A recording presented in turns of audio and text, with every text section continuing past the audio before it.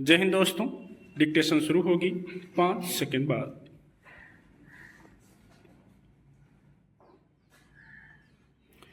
सर्वोच्च न्यायालय की यह टिप्पणी पत्रकारिता कर रहे लोगों के लिए सुकूनदेह हो सकती है कि सरकार की आलोचना करना पत्रकारों का अधिकार है।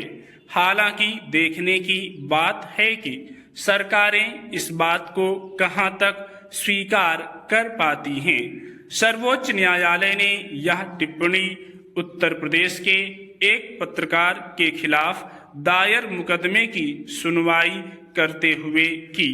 इस संबंध में अदालत ने संविधान के अभिव्यक्ति की आजादी से जुड़े अनुच्छेद की याद भी दिलाई और पत्रकार को गिरफ्तारी से संरक्षण प्रदान कर दिया। दरअसल सरकारों को अपनी आलोचना कभी रास नहीं आती, मगर पिछले कुछ वर्षों में सरकारें इसे लेकर प्रकट रूप में सख्त नजर आने लगी हैं। सरकार के खिलाफ अखबारों में खबरें, लेख या कोई वैचारिक टिप्पणी करने पर कई पत्रकारों को प्रताड़ित करने की घटनाएं देखी गई हैं।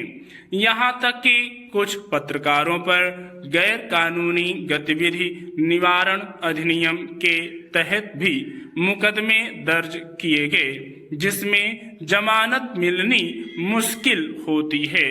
इस धारा के तहत कई पत्रकार अब भी सलाखों के पीछे हैं।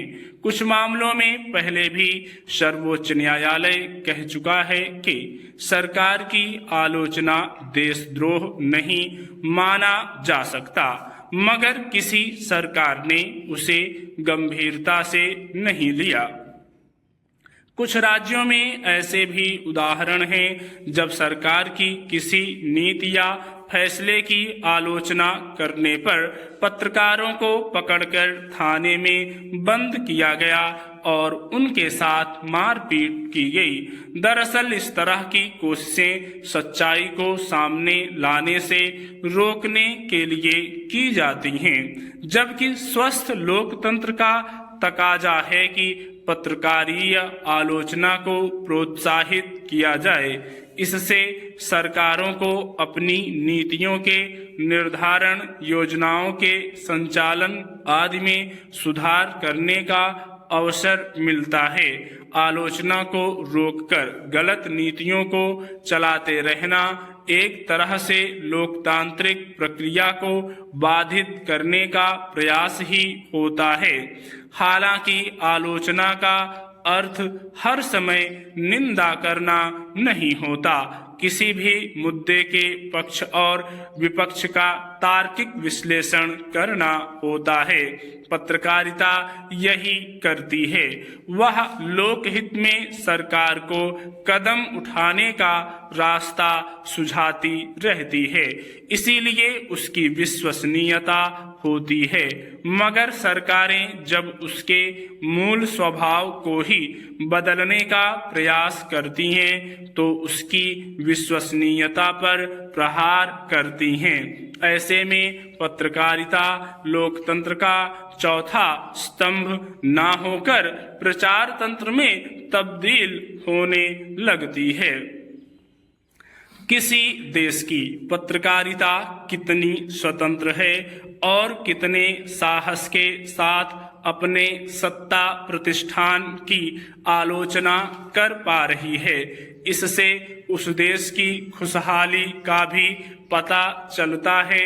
यह अकारण नहीं है कि पिछले कुछ वर्षों में विश्व खुशहाली सूचकांक में भारत निरंतर नीचे खिसकता गया है, इसलिए कि खुशहाली नापने के पैमाने में एक बिंदु अभिव्यक्ति की स्वतंत्रता का भी होता है।